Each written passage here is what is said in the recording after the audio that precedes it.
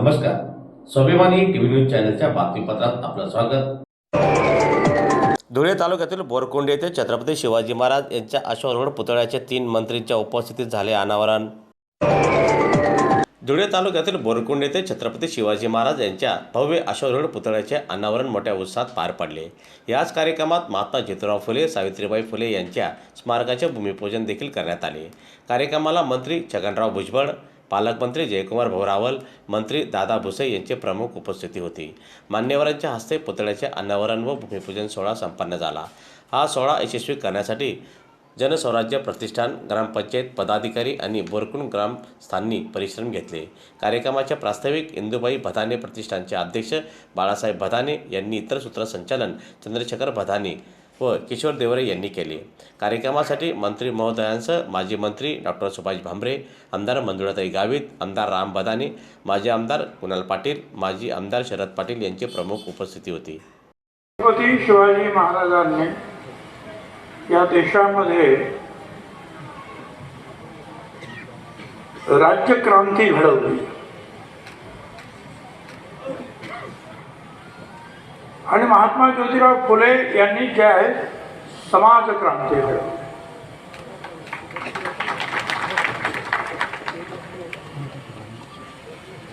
आणि त्याच्याबरोबर अर्थात सावित्रीबाई.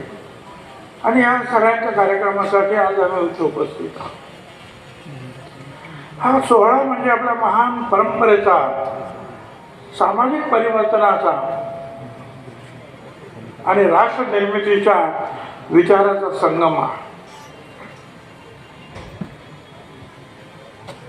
प्रथमतः छत्रपती शिवाजी महाराज, क्रांतीसूर्य महात्मा ज्योतिराव फुले, सावित्रीबाई फुले यांना विनम्र अभिवादन करतो. छत्रपती शिवाजी महाराज पराक्रमी योद्धे होते व ते दूरदृष्टीचे राज्य करते होते. लोककल्याणकारी शासक, स्वराज्याचे महान शिल्पकार. मला असं वाटतं काही हजार राजे या देशामध्ये होऊन गेले असते, काही हजार. पण आपल्या आठवणीत राहणारी जी आहे तो पहिला राजा हा छत्रपती शिवाजी महाराज यांची आठवण आपल्या पुढे. हिंदवी स्वराज्याची कल्पना मनात मांडायची, सगळ्या मावळ्यांना गोळा करायचा. बरोबर तसं काहीच नव्हतं. सर्वसामान्य लोकांना गोळा करून जात, धर्म, पंथ हे न पाहता सगळ्यांना बरोबर घेत. छत्रपतींच्या सेनेला,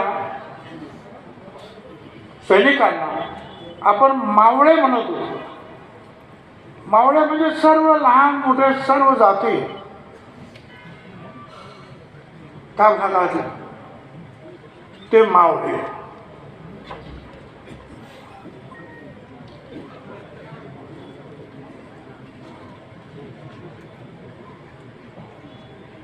छत्रपतींचा लढा हा अन्यायांच्या विरुद्ध होता,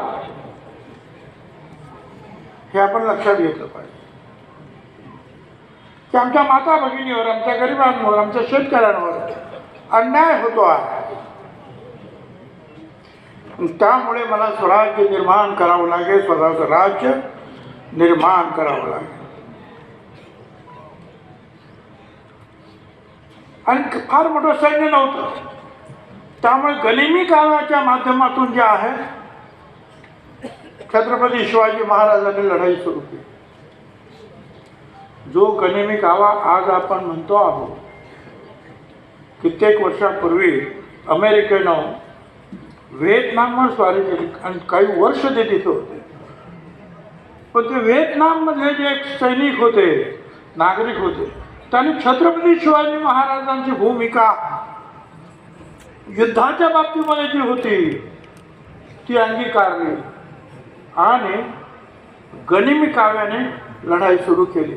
आणि तुम्हाला सांगतो, अमेरिकेला सुद्धा पराभूत होऊन परत अमेरिकेला जावं लागलं. ही छत्रपती शिवाजी महाराजांची युद्धकला.